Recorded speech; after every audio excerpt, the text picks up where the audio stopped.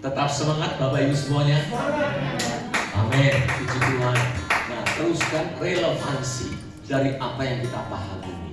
Biarlah kita renungkan baik-baik. Ini bukan soal perdebatan, bukan soal apa, tetapi biarlah kita renungkan baik-baik supaya kita mengerti sesungguhnya apa yang tertera di dalam firman-Nya yang Tuhan katakan di tengah-tengah kita itu. Nah, coba kita masuk ke dalam bagian yaitu penggenapan kedatangannya. Kemarin waktu kita sharing malam-malam, sewaktu kita sharing bagian yang awalnya itu, akhirnya orang muncul tanya, loh, lah kalau crisis in you, itu apakah artinya Kristus Yesus sudah datang? Nah, ini memang straight to the point. Nah, kita ini kali seminar ini, kita coba awali dulu, supaya kita pahami Kristus sesungguhnya bagaimana. Nah, apakah tadi itu bayangannya seperti gambaran ini itu fisik apa?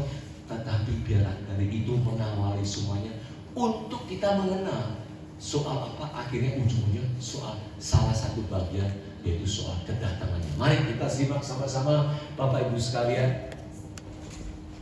Are you all ready? Yes. Amin. Puji Tuhan.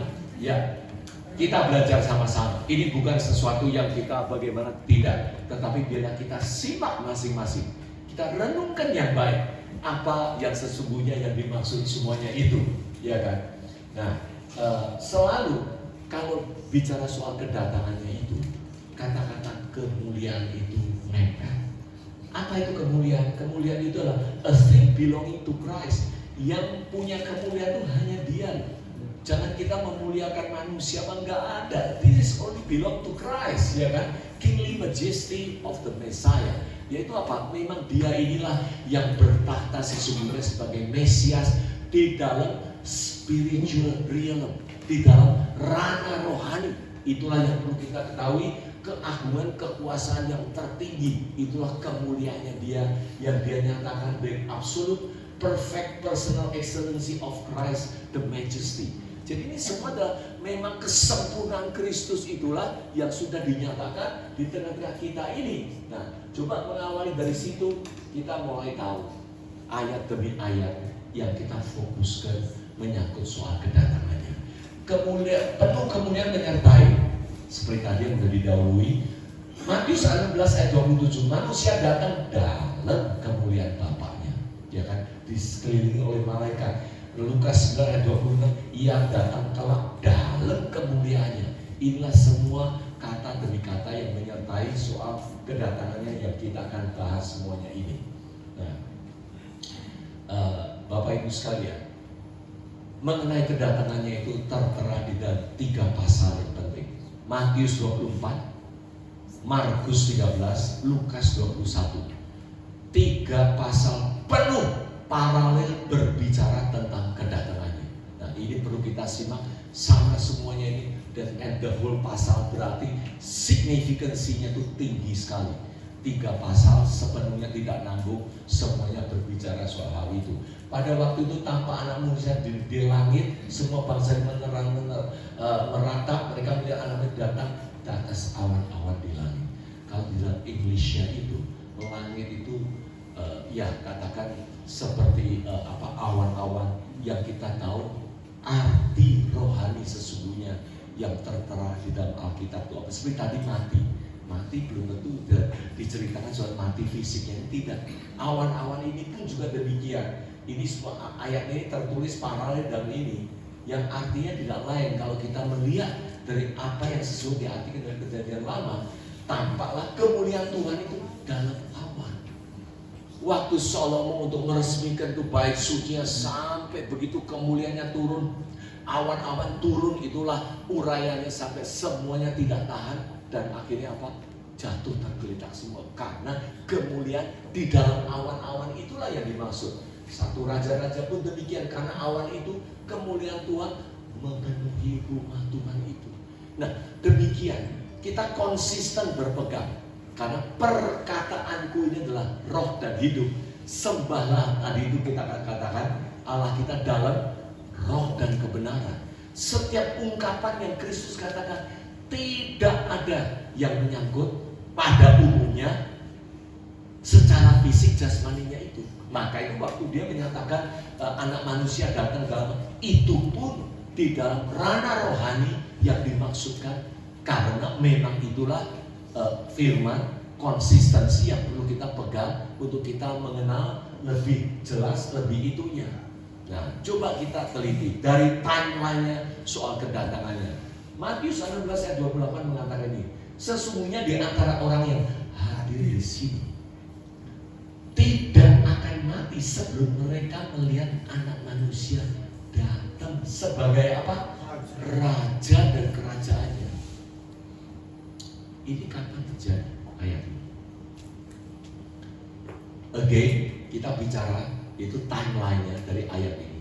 Kalau dikatakan sesungguhnya di antara orang yang hadir di sini ada yang tidak akan mati. Jadi sebelum mati, artinya yang hadir di situ itu anak manusia sebagai raja sudah datang. Berarti timeline-nya itu, ini dia bicaranya kepada munya ini siapa? Murid-muridnya.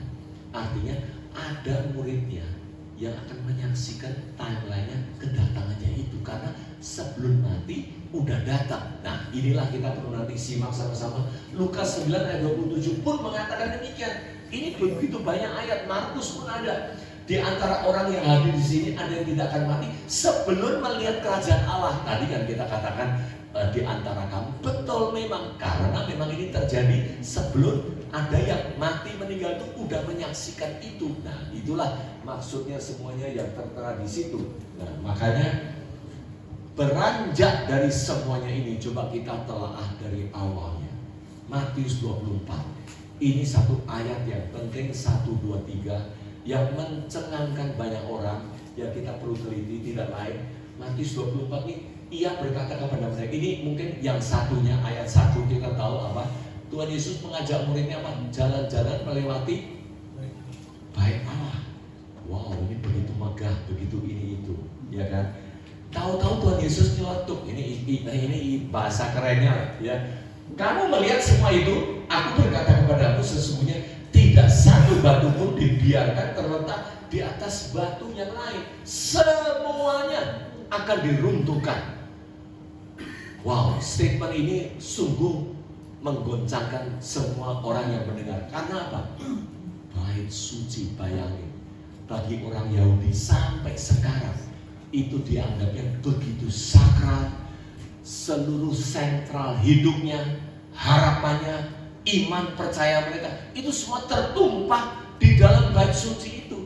Nah, kalau Tuhan Yesus tahu-tahu katakan ini akan dirobohkan, akan diruntuhkan semuanya, betapa shockingnya mereka mendengar perkataan Tuhan Yesus ini. Maka itu ayat ketiga, mulailah muridnya bertanya. Nah, pertanyaan ini penting sekali. Di bait Zaitun, muridnya datang kepadanya, bercakap-cakap, lalu katakan, ada 3 pertanyaan penting. Perhatikan baik-baik Bapak Ibu sekalian. Katakanlah kepada kami, bila manakah itu akan terjadi? Ini yang dimaksud bila manakah yang akan terjadi ini apa? Konteksnya apa? Bait suci yang akan diruntuhkan. Ya kan, kita bicara soal bait suci ini sebelumnya. Maka itu, bila manakah bait suci ini akan diruntuhkan? Itulah pertanyaan pertamanya. Dan dengan kata-kata sambung, ini artinya berkaitan satu dengan yang lain, yang tidak bisa dipisahkan. Apa itu? Apa tanda kedatangan? Wow, inilah tercuat dengan jelas konektivitas kedatangannya dengan runtuhnya bait suci itu yang tidak terpisahkan karena pertanyaannya ini. Kemudian yang ketiga dengan kata dan tanda kesudahan dunia. Tadi sudah saya pernah katakan, kita perlu teliti kata-kata dunia. Dunia tidak lain seharusnya dikatakan di dalam King James itu the end of age. The end of age itu apa? Zaman. Soal zaman. Zamannya Pak Harto sudah lewat, masuk ke zamannya reformasi misalkan. Nah, inilah crossroadnya, pemisahnya dari zaman yang lama, perjanjian lama, masuk ke zaman perjanjian baru, masuk zaman hukum Taurat berlalu, masuk ke dalam hukum kasih karunia hukum Kristus itu. Nah, inilah yang dimaksud. 3 pertanyaan inilah berkaitan satu dengan yang lain, yaitu satu, terjadinya runtuhnya bait suci dan kedatangannya anak manusia, dan runtuhnya itu pun ditandai dengan akhir zaman. Jadi kalau gitu kira-kira kapan?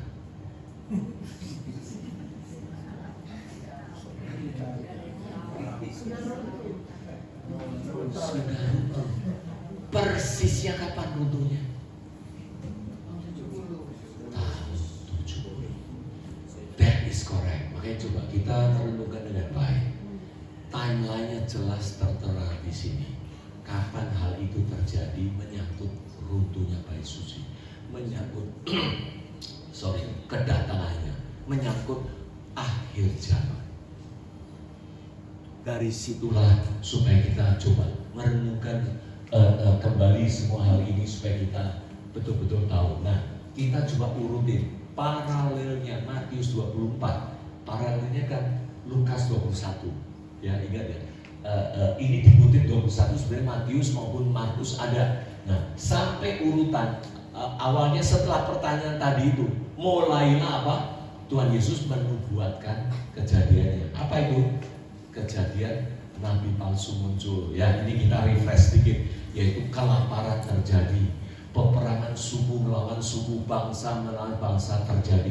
Secara sejarah, coba baca Jewish War, itu karangan dari Josephus, sejarawan orang Yahudi yang dipakai oleh Romawi, ya kan, yang mengalami kejadian semua ini, dan dia pejabat tinggi sekali yang menulis buku setebal ini. Kalau ada waktu tolong coba disimak. Saya sendiri karena waktu jadi ini segini pun juga belum baca semuanya, tetapi di situ tertera dengan jelas, yaitu apa? Peperangan, benturan terjadi, kelaparan terjadi, nabi palsu, ada yang menganggap kalau ikut dia akan menang apa segala macam. Nah, itu tertera, terkutip, tersirat di dalam Kisah Rasul juga. Nah, ini semua ini loh, ini terjadi seperti apa nubuatan sampai ke ayat 20. Nah, mulailah Tuhan Yesus ngomong, pada saat itu kamu akan melihat Yerusalem dikepung oleh tentara-tentara. Siapa ini tentaranya?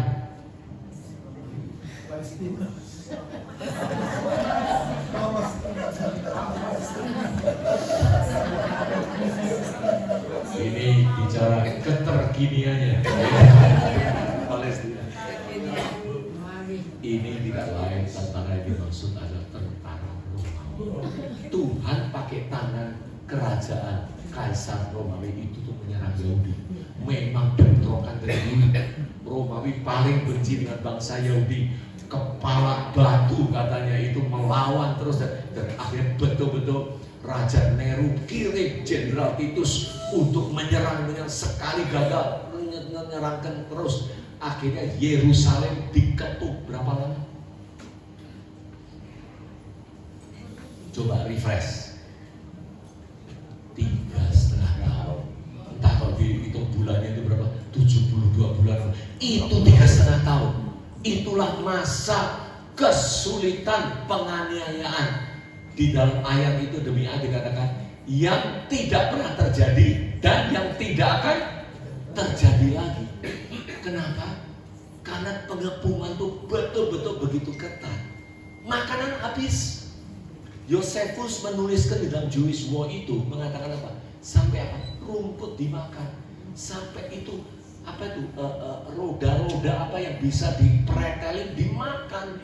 Dan terakhir yang paling menyedihkan, dan kita betul-betul tidak nyangka, itu tertera di dalam Ratapan 2 ayat 20. Nanti Pak Girsa bisa cerita banyak. Itu di situ nubuatannya itu digenapi, yaitu dikatakan apa? Ibu-ibu dengan tangannya yang halus itu memasak, membunuh anaknya sendiri. Itulah terjadi selama 3,5 tahun pengepungan Yerusalem itu. Nah, kenapa itu? Kalau saya pikir-pikir, entah setuju apa enggak, itu intinya adalah sampai ke kejaman yang gak gitu dilakukan. Kita coba flashback sedikit. Kalau ISIS kumpulin orang, tembak-tembak, penggal-penggal semuanya. Karena apa? Itu musuh mereka. Mereka menganggap ini musuh-musuh. Dibantai dengan seenaknya ini itu. Hitler benci kepada orang Yahudi, jutaan dimasukkan ke camp, dikasih gas, diapain, akhirnya terbunuh sekian juta. Secara jumlah lebih banyak, lebih itu. Di Yerusalem yang terkepung akhirnya mati itu memang jutaan, 1-2 juta perkiraannya begitu yang mati dibantai itu. Tetapi kekejiannya betul-betul tidak ada taranya.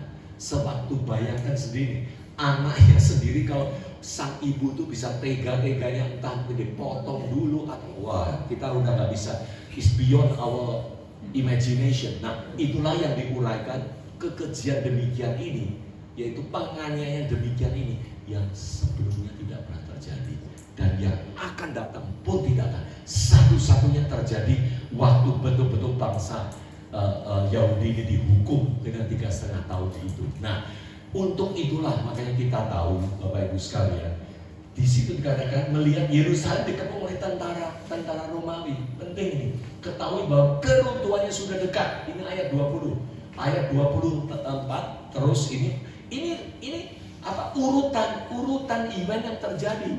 Kita harus meneliti dengan baik. Ayat 24 mengatakan Yerusalem akan diinjak-injak oleh bangsa-bangsa yang tidak mengenal Allah. Karena siapa? Orang Romawi itu, ya kan? Ini urutannya semua tertulis dengan jelas, diinjak-injak. Nah, pada ayat 27-nya, urutannya itu, the event is coming. Inilah yang terjadi pada waktu itu. Orang akan melihat anak manusia datang dalam awan dengan segala kekuasaan dan kemuliaannya. Again, interpretasinya ini itu adalah dalam ranah rohani, dalam ranah di dalam roh yang kita sembah. Ini perkataan Yesus Kristus sendiri. Jangan diartikan teng dari surga datang terus kelihatan entah gondrong jenggot. Bukan begitu. Ini adalah kalau Yosefus tulis dalam bukunya itu memang terjadi sedikit kegoncangan lah, terus ada roda api yang melintas, itu yang dia catat. Ada kejadian-kejadian gitu, tetapi memang tidak secara fisik terus kelihatan benar turun, tidak. Itulah menandakan secara ilahi kedatangannya anak manusia ini di awan-awan dengan segala kemuliaan dan segala kuasanya itu. Diteruskan lagi dengan timeline yang jelas di sini. Ayat 32, aku berkata sesungguhnya angkatan ini tidak akan berlalu sebelum semuanya terjadi.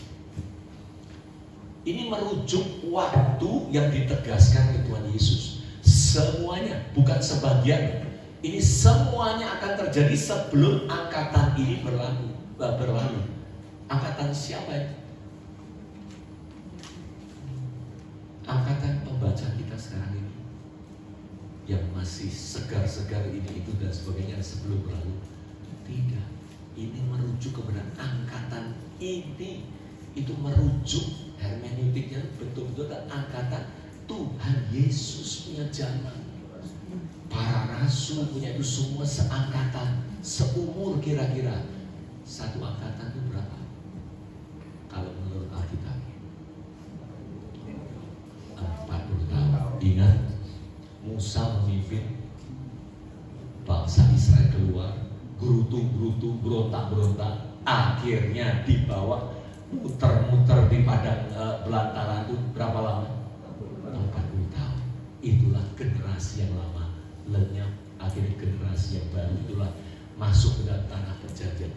Kalau kira-kira ini perkataan Tuhan Yesus itu antara 30, 33 mungkin mendekati 30, itu antara itu. Kalau 40 tahun lagi terus berapa?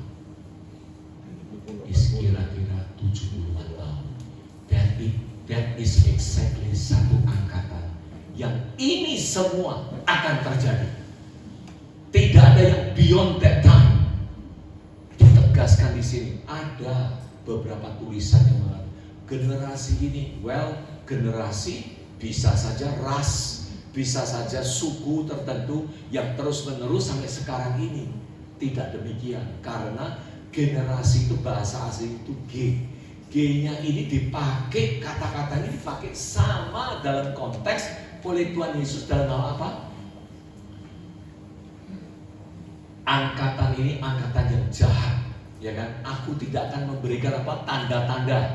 Nah, angkatan ini, kata-kata angkatan G ini sama dengan angkatan ini. Artinya betul-betul spesifik memang Tuhan Yesus menghardik orang-orang Yahudi ini yang tidak diberikan tanda selain Tuhan Yesus mengatakan apa? Tanda apa?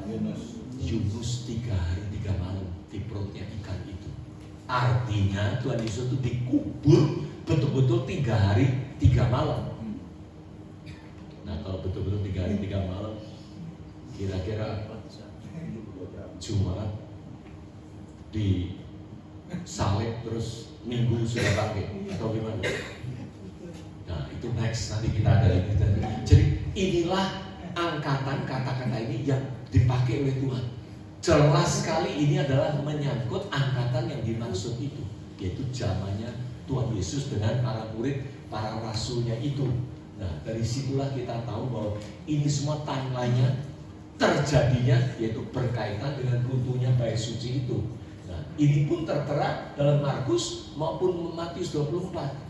Semua confirmation after confirmation, satu dengan yang lainnya sudah terkonek dengan jelas semuanya itu.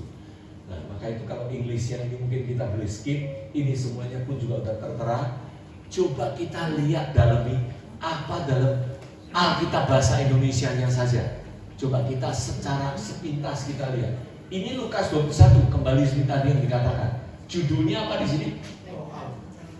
Bait Allah akan diruntuhkan. Konteksnya jelas sekali, ya. Bait Allah akan diruntuhkan. Terus turun-turun sampai ke ayat kelima ini, semua akan diruntuhkan sesuai dengan nubuatannya itu. Terus kemudian subtitlenya apa? Penderitaan, permulaan penderitaan. Tadi kita ceritakan banyak ini itu dan sebagainya, kelaparan apa semuanya. Turun-turun semua, ayat 7, ayat 20 tentang runtuhnya Yerusalem.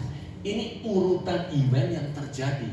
Akhirnya come to the point, come to the time di mana runtuhnya Yerusalem ini terjadi. Nah, apa yang ditulis dalam hal ini? Perhatikan baik-baik. Orang-orang yang berada di Yudea harus melarikan diri ke pegunungan. Ya kan? Orang-orang yang berada di dalam kota harus mengungsi. Jangan di pedusunan, jangan lagi masuk ke dalam kota. Ini maksudnya apa ini? Peringatan demi peringatan yang Tuhan Yesus katakan. Jangan, kota ini kota mana yang dimaksud? Yerusalem. Karena sudah jelas nubuatan Yerusalem akan mengalami malapetaka, akan hancur luluh semuanya dengan semuanya ini itu. Makanya ini sudah diberi warning. Jangan orang Yehuda cepat lari ke gunung, jangan masuk ke kota yang di pedusunan. Nah, ini semua dengan jelas tertera. Event besar ini akan terjadi. Tercatat di dalam Jewish War itu, tercatat banyak orang yang percaya dalam Yesus Kristus terselamatkan. Maka itu Pela dan sebagainya itu ada reruntuhan di dalam zaman kunonya itu. Karena mereka akhirnya sempat kelompok itu keluar mendirikan jemaat di daerah Pela itu yang sampai sekarang reruntuhannya masih ada. Jadi mereka tidak terperangkap ke dalam kota Yerusalem itu. Karena mereka sudah menerima message gini di kalangan mereka itu. Wow, luar biasa. Inilah yang perlu kita ketahui. Ya, terus menerus sampai ke ayat 25. Tibalah apa yang terjadi, kedatangan anak manusia. Nah, dari situlah uraian ayat 27 yang tadi kita udah baca. Pada waktu itu orang akan melihat anak manusia datang dalam awan dengan segala kemuliaan dan kuasanya. Puji Tuhan. Selanjutnya terus ditegaskan lagi, sesungguhnya angkatan itu akan berlalu sebelum semuanya ini terjadi. Semua pasal 24, Lukas 21 apa ini tuh disinggung sebagai pohon ara, itu semuanya itu terjadi sebelum angkatan ini berlalu. Nah, inilah catatan-catatan yang sungguh jelas untuk kita dalami semua apa yang tertulisnya semuanya ini. Demikian Bapak Ibu sekalian, untuk melengkapi semua ini, bagian yang kedua ini mengenai kedatangannya, kegenapannya jelas ada. Mungkin ada pertanyaan nanti dalam question and answer, kita bisa teruskan sampai sini dulu. Dan saya lihat ini Prof sudah duduk di sini, puji Tuhan berkati. Christ is in you. Haleluya, amin. Puji Tuhan, terima kasih karena memberkati kita semua. Kita beri lagi tepuk tangan untuk Tuhan dan kita.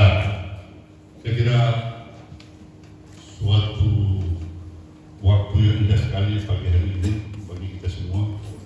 Yang tadi saya mencatat ada 19 poin plus. Saya kira tadi 19 poin sudah mau selesai, saya pindah kemari. Kita masih banyak plusnya. Jadi dalam firman saya ini sungguh sangat berkat sekali.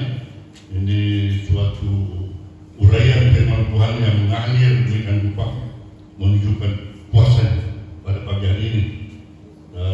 Suatu misi keselamatan yang betul-betul sudah selesai dan sempurna. Jadi dan rahasianya adalah kerajaan Allah ada di hati kita masing-masing. Jadi jangan mencari kemana-mana, tapi di hati kita. Terserah pada kita sekarang ini. Apakah kita ingin jadi orang percaya yang qualified atau disqualified? Belum terbit proposal belum ke sana, terbit keinginan di sana.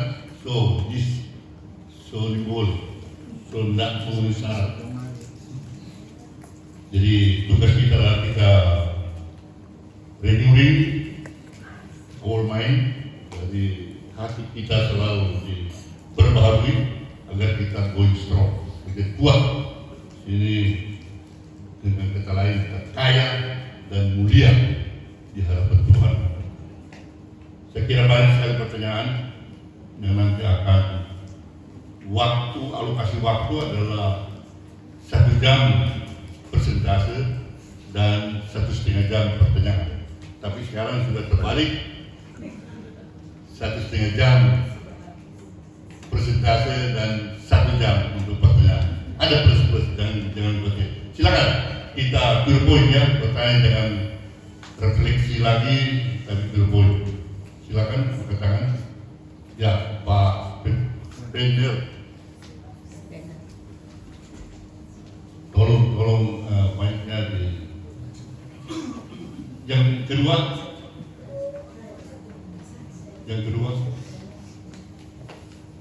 Silakan yang kedua. Sebelah sana ada. Wah, kedua. Ya, silakan Mas Benar.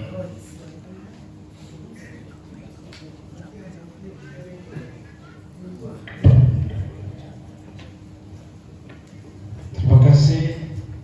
Perkenalkan nama Friends Liputan. Seminar dengan materi judul yang luar biasa ini, kita sepakat bahwa tanpa kemenangan kita tidak bisa melakukan apa-apa dalam kehidupan ini. Jadi kita harus menang dulu, baru bisa berkarya. Kemenangan ini, kalau saya tangkap dari materi tadi luar biasa, bahwa intinya adalah kemenangan dalam peperangan iman. Saya bertolak dari tadi ada materi tentang sudah disinggung sejak awal tentang pentingnya kepekaan iman kita. Iman yang tentu saja bertumbuh dari pengenalan kita akan firman Tuhan. Kita tidak mungkin menjadi orang beriman kalau tidak membaca Alkitab. Nah, Amsal 25 ayat 2 dihubungkan dengan Mazmur 24:45.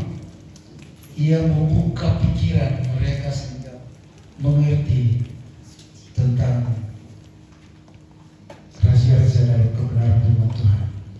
Mestinya dengan ini hamba Tuhan dan kita semua tidak ada lagi pertentangan pendapat tentang pribadi Yesus yang adalah satu-satunya Tuhan dan Juru Selamat kita yang hidup. Tapi dalam hati saya, dan saya percaya kita semua mengikuti perkembangan kekinian ini, bahwa masih ada debat tentang siapakah Yesus. Kalau itu yang masih diperdebatkan, ini berarti masih ada salah persepsi atau iman yang belum fokus betul pengenalan yang sebenarnya tentang siapa Yesus. Sementara Yesus selalu bilang, hendaklah pikiran dan perasaan Kristus ada padamu. Jadi kalau kita masih tidak sepikir, sepaham, sependapat tentang Yesus yang adalah Tuhan satu-satunya, sebab ada pendapat kami masih oleh hamba Tuhan, tidak perlu kita jauh semakin kita semua sudah tahu bahwa Yesus bukan juru selamat tetapi Yahweh. Nah, dihubungkan dengan ini, apakah ini sebuah kekalahan iman atau sekedar cuma misunderstanding dalam logika pikiran, bukan dalam iman? Mudah-mudahan seperti itu. Saya kira ini pertanyaan saya, dan masih yang lain nanti sebentar. Untuk sementara demikian, terima kasih. Terima kasih pertanyaan saya berikutnya. Silakan. Mic turun ke Bayu. Saya ke kanan.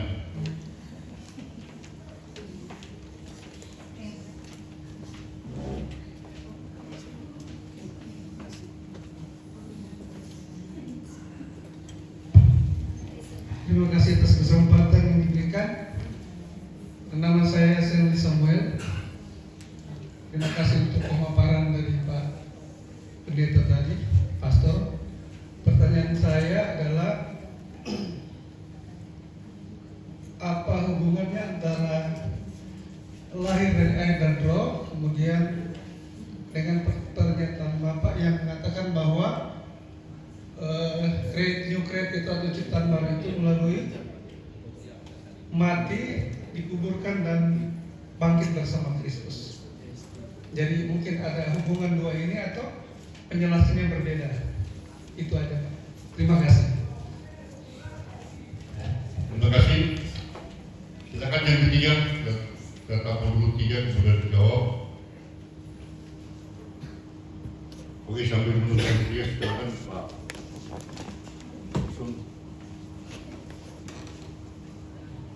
Baik, terima kasih Pak. Ini sekali lagi pertanyaan yang terkini yang sedang terjadi. Walaupun Bapak tidak menyebutkan nama dan semuanya kita tahu apa yang dimaksud. Ya, maka itu saya selalu mengacu kepada hal-hal yang relevansinya itu adalah firman Tuhan. Ya, nah mungkin ya ini hanya bayangan saya. Pribadinya pun saya kenal baik, sering komunikasi, juga bahkan pernah sharing hal-hal demikian sebelum hal itu dinyatakan dan semuanya itu. Nah, begini, saya pikir memang itulah bahayanya mindset seseorang. Tadi dikatakan kebebasan. Nah, ini kebebasan akhirnya apa? Apa yang menjadi persoalan? Tidak lain yaitu mindset. Mindset itu adalah jiwa. Jiwa itu adalah identitas. Jiwa itu adalah kehendak, pikiran, kemauan, perasaan, tetek bengek. Semuanya ini terkumpul dalam jiwa. Makanya 1 Petrus 1 ayat 9 mengatakan tujuan akhir kita punya iman yaitu keselamatan jiwa. Ya kan? Roh penurut. Orang bilang gitu kan. Tapi jiwa ini yang aneh-aneh. Misalkan gitu kalau kita boleh ngomong. Itulah yang berkembang terus, itulah yang terjadi ini itu dan sebagainya. Ini hanya dugaan saya, mungkin membaca buku memang itu seorang yang yang memang latar belakangnya getol untuk menyelidiki dan sebagainya, mungkin terpapar dengan hal yang lain sehingga akhirnya didiferensiasikan antara bapak dengan anak dan semuanya hierarkinya seolah beda. Itu ya memang muncul dari beberapa ayat yang mengatakan itu. Tapi seringkali kita harus tahu bahwa konteks yang dinyatakan itu adalah kedudukannya selagi menjadi anak Allah. Jadi dia belum kembali ke Bapa, yaitu wujudnya dia sendiri sepenuhnya itu yang dia setelah selesaikan untuk kembali menjadi roh yang menghidupkan tadi itu. Maka itu tidak heran Ibrani pun ada ayat yang mengatakan dia dibikinnya apa? Sedikit derajatnya lebih rendah. Itulah di saat-saat dimana dia itu mengambil rupa manusia itu. Makanya dari situlah dia juga sempat Tuhan Yesus mengatakan gini, aku kembali kepada Bapa, ya kan? Karena Bapa lebih besar daripada aku. Nah, banyak orang mengambil yang second point-nya itu, seolah-olah Tuhan Yesus itu lebih kecil, Bapa lebih gede. Tetapi ingat, konteksnya itu adalah aku kembali kepada Bapa. Karena Bapa yang dituju, yaitu kembali ke asalnya itu, memang di dalam dimensi roh, di dalam wujud asalnya itu lebih besar daripada sekedar menyandang sebagai anak itu yang derajatnya sedikit lebih rendah. Nah, inilah konteks-konteks ini yang perlu mungkin kita renungkan, karena begitu banyak ayat yang lainnya mendukung bahwa itulah dia, akulah dia. Bahkan Tuhan Yesus mengatakan dalam Yohanes 8 ayat 24, di situ dikatakan kalau engkau tidak percaya, engkau akan mati di dalam dosa. Betapa keras dan benar-benar peneguhan bahwa akulah dia itu, aku dan Bapa adalah satu, dan semuanya ini tertera. Jadi cobalah, ini istilah-istilah Alkitab dan di dalam dimensi roh ini memang di luar dan melebihi dari apa yang kita boleh pikirkan. Tetapi peganglah baik-baik apa yang jelas, yang tidak perlu katakan nekok-nekok lagi, itu yang kita pegang. Yang kurang jelas kita renungkan, kita coba memahami yang lebih baik. Jangan yang sudah kita pahami dengan baik dikabulkan oleh karena ini, gitu. Nah, ini mungkin sikap-sikap approach supaya kita bertumbuh, untuk kita melengkapi, untuk kita bisa mengerti lebih baik lagi, dan seterusnya itu. Itu mungkin sedikit apa yang saya bisa jawab. Dan gini Pak, dunia ini tidak pernah akan sama, denominasi maupun itu. Makanya segalanya itu apa?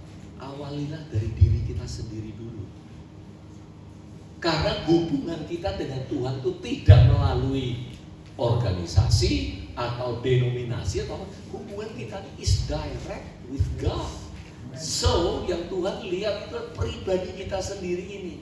Nah, terlihat dengan lingkup kita, keliling kita beda, kok kenapa gini, thousand question of why, kita mau jawab aja mungkin nggak ada waktunya. Nah, lebih baik dalemilah secara kita pribadi, perkokoh, pertahankan yang baik. Dari situlah seperti Kolose 1 tadi kita kan, itulah yang kita beritakan. Itulah yang kita sampaikan. Untuk apa? Untuk kemuliaannya Dia.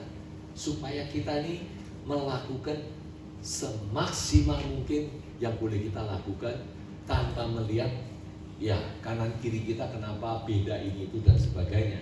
Sesungguhnya yang dikatakan iman itu adalah hal yang tidak terlihat. Ya kan? Kita tahu Ibrani 11 ayat 1.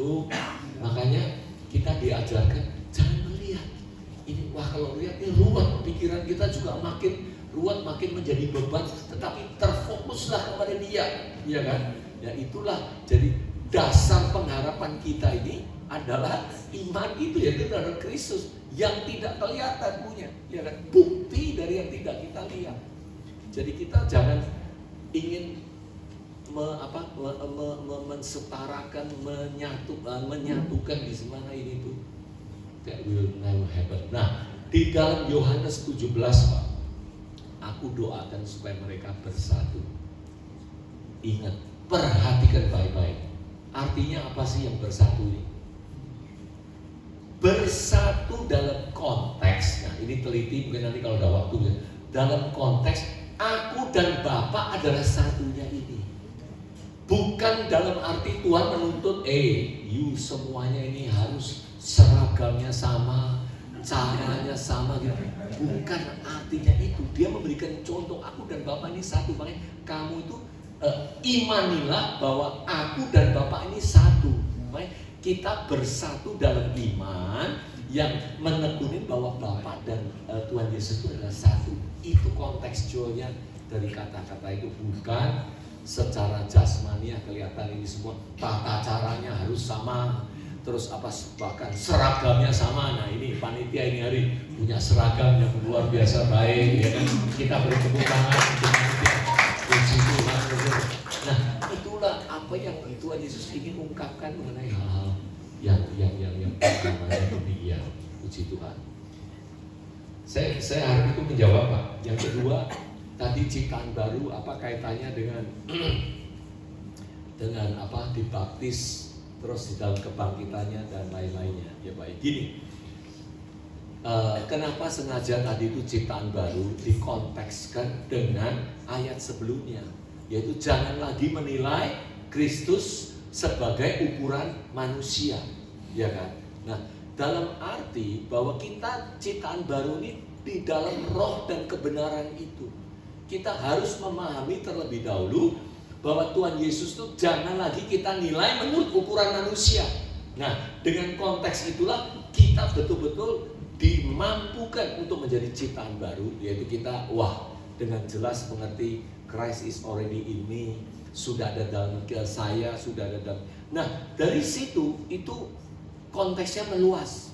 Termasuk kalau kita ini percaya seperti Roma tadi yang saya singgung itu, bagi orang yang percaya itu bagaikan baptisan di dalam kematiannya.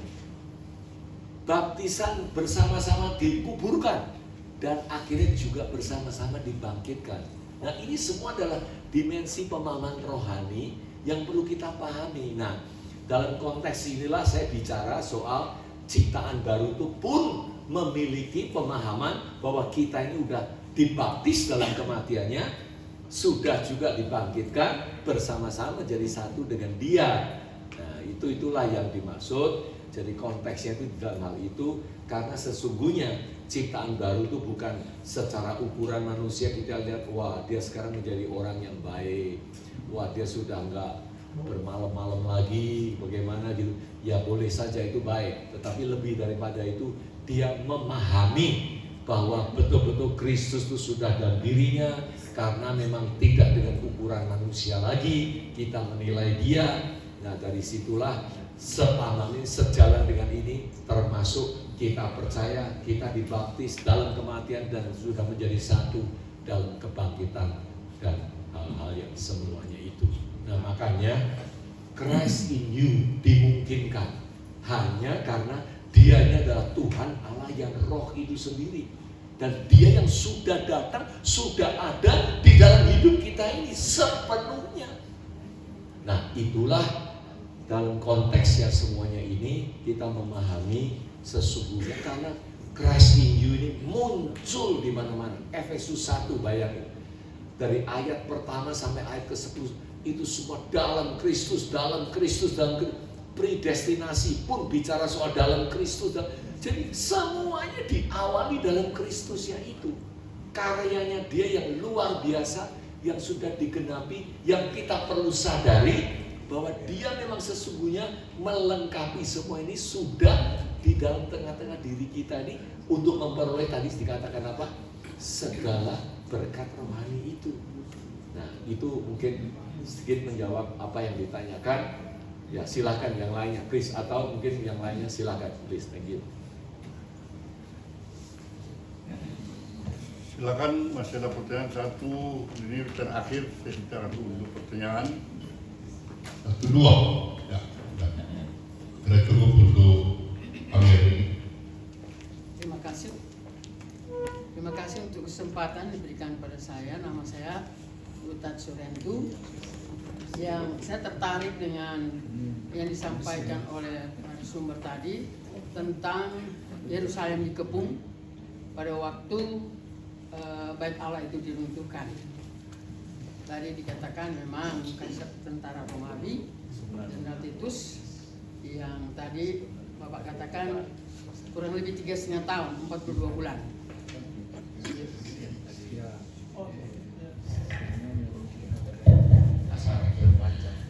Yang sangat itu dihubung. Apakah itu ada kaitan dengan antikris yang 3,5 tahun? Itu aja. Terima kasih. Pertanyaan kedua, silakan. Kau depan.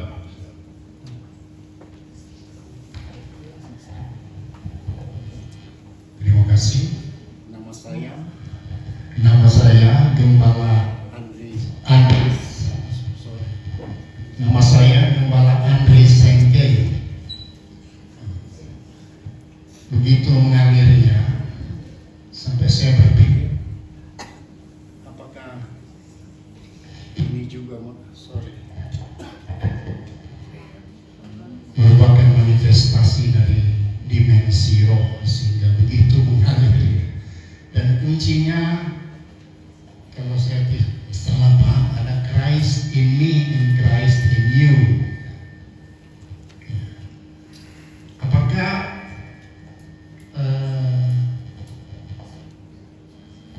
Yesus Kristus dalam kita ini berkenan dengan waktu, tempat, atau jangka waktu, sehingga itu berproses dikatakan mencapai mindset dimensi roh. Saya juga berpikir setelah kurang lebih 45 tahun jadi gembala KGTM, jangan-jangan saya berkhotbah lebih banyak dipengaruhi oleh macam-macam teologi yang didapat di lembaga pendidikan dan belum merupakan khotbah dalam roh.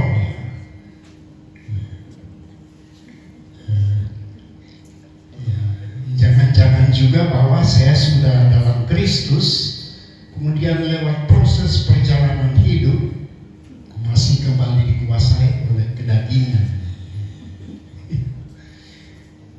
Jadi dimensi rohani ini, apakah ada bisa dapat diidentikan dalam ruang, waktu, tempat, atau proses, atau ada ujungnya yang memang dipahami dalam kekekalannya. Itu saja yang menjadi renungan saya. Terima kasih Pak Pastor Wilson pribadi. Ya.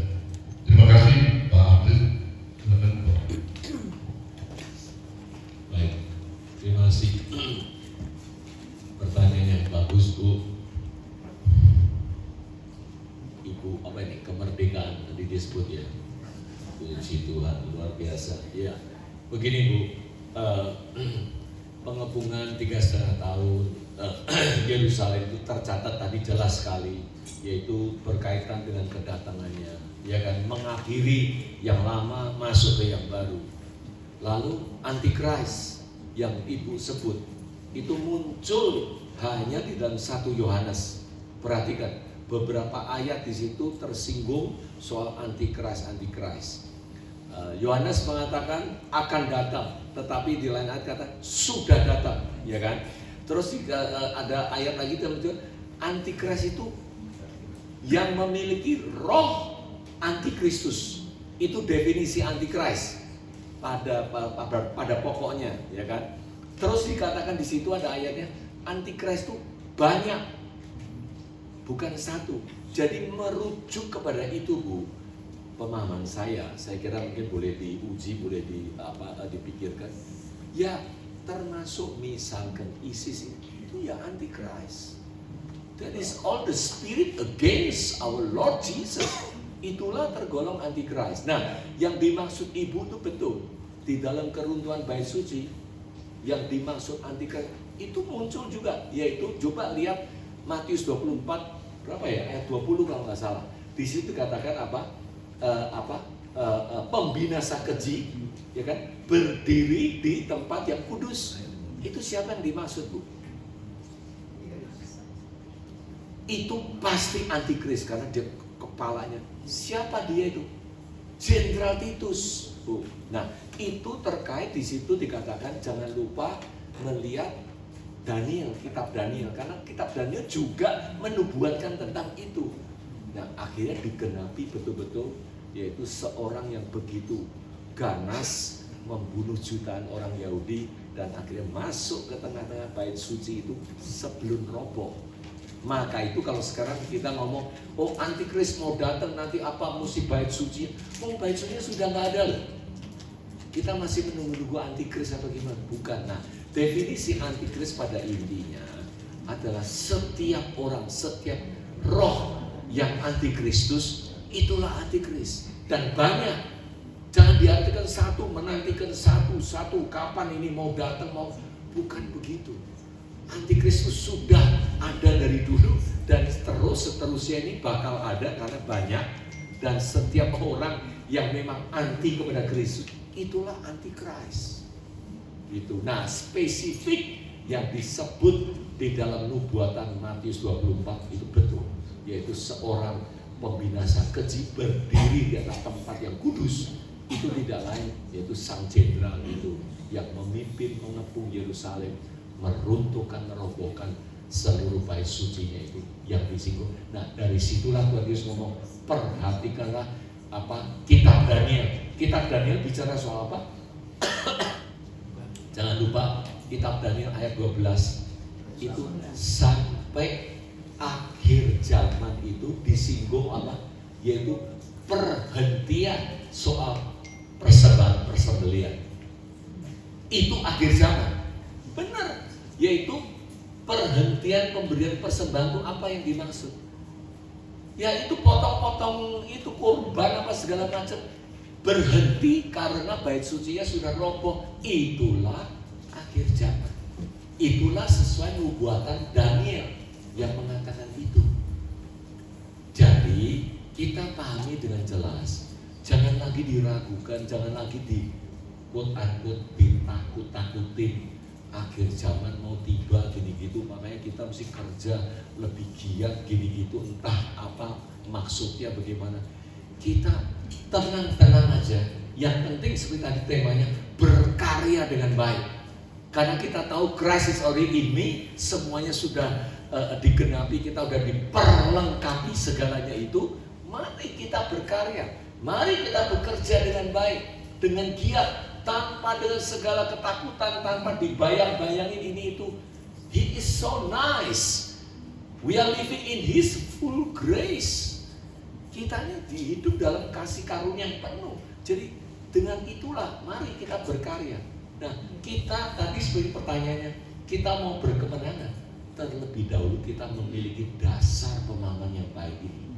Supaya kita tahu how great thou art. Betapa besar yang hebatnya Engkau sudah ada dalam diri kita untuk kita berkemenangan. Amin. Bahkan Roma mengatakan apa? Kita keluar sebagai lebih dari pemenang. Kenapa? Nah, ini pernah sharing waktu 2 hari yang lalu. Kenapa kok disebutkan lebih dari pemenang? Kenapa lebih? Emangnya ada lebih dari kalau kita menang itu berarti kita perang, ya? Menang berarti kita melalui pergumulan. Menang berarti kita melalui medan ini itu dan sebagainya. Yang diartikan lebih dari pemenang. Siapa yang berperang? Bertanya. Siapa? Coba. Emangnya kita yang berperang? Tuhan Yesus yang berperang. Bahkan dari zaman dulu, Keluaran 14 ayat 14. Engkau berdiam, aku yang maju berperang untuk meraih kemenangan itu. Tangkaplah ini semua dengan iman yang baik, bahwa Tuhan sudah. Maka itu kita keluar lebih dari berperang, karena kita nggak perang. Dia yang perang untuk kita. Artinya begitu. Betapa bersyukurnya, makanya kita repositioning ourselves supaya kita mengambil posisi yang firm, yang benar, yang dasarnya jelas sekali, and Christ is in me, in you, untuk kita berkarya di dalam kemenangan itu, karena Dia sudah memperlengkapi kita semuanya ini. Puji Tuhan. Amin. Amin. Terima kasih. Saya kira karena waktu membatasi kita dan sudah 12, agar supaya kita tetap dalam schedule kita. Kita beri tepuk tangan untuk Pak Untung Sudari yang sangat memberkati, dan pagi hari ini kita sudah mendapatkan materi yang sangat hebat, dasar firman Tuhan. Oh, Dan, satu pertanyaan. Belum terjawab. Iya Pak, saya kira ini memang apa yang perlu kita benahi Pak. Di dalam roh itu adalah hal yang ultimate dimension, ultimate goal yang Tuhan ingin membawa umatnya. Karena inilah Tuhan sudah siapkan ke dalam apa? Kekekalannya. Kita jangan rujuk lagi kepada yang terlihat, yang ini itu. Bahkan Tuhan Yesus di dalam Yohanes 6 mengatakan daging itu sama sekali nggak berguna loh. Ingat nggak? Ada ayatnya nggak yang kita ingat itu? Iya kan? Jadi roh ini yang menghidupkan, roh ini yang kekal. Paulus menegaskan lagi dalam Galatia 6 ayat 8, barang siapa menabur kedagingan, dia akan menuai kebinasaan. Barang siapa menabur dalam roh, kita akan menuai dalam kehidupan yang kekal. Wow, beranjak dari situ, perhatian kita sekarang betul-betul memahami Kristus Yesus Tuhan yang membawa kita ke dalam kesempurnaan. Ya Bapak katakan dia apakah proses waktu? Ya pasti tentunya, tetapi peganglah intinya itu sebagai dasar yang kuat dulu, dan lainnya akan mengalir, akan membawa kita ke dalam dimensi pemahaman-pemahaman yang lebih baik. Dan yang kita ini sungguh bersyukur dikuatkan. Itu setelah kita memiliki ini semua, kita termanifestasi, terekspresikan sukacita kita, ya kan?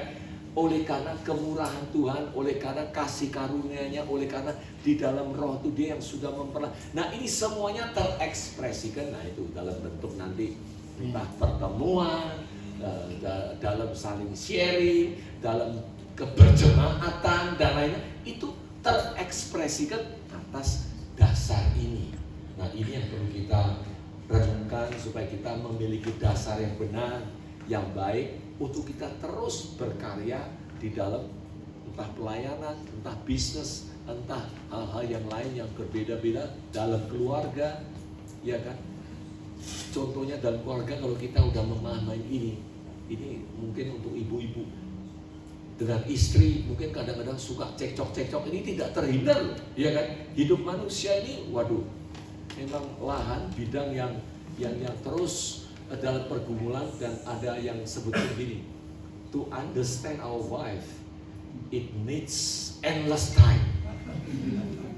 Karena apa? Satu saat begini, lain saat begitu. Wah, ya, saya nggak tahu apakah ini yang sama-sama dialami dengan yang lain-lainnya. Nah, untuk itulah kita diajarkan apa? Sabar, mengerti.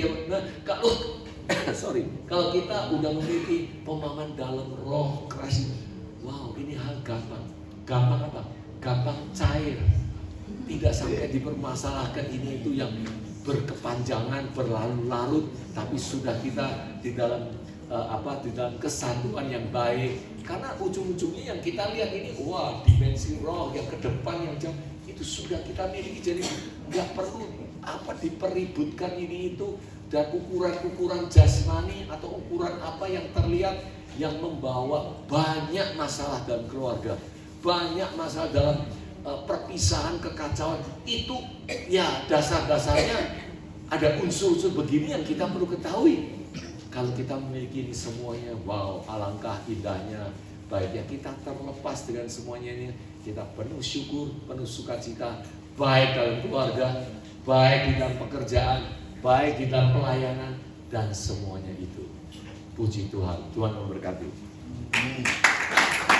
Terima kasih. Tepuk tangan sekali lagi. Tepuk tangan sekali lagi. Terima kasih.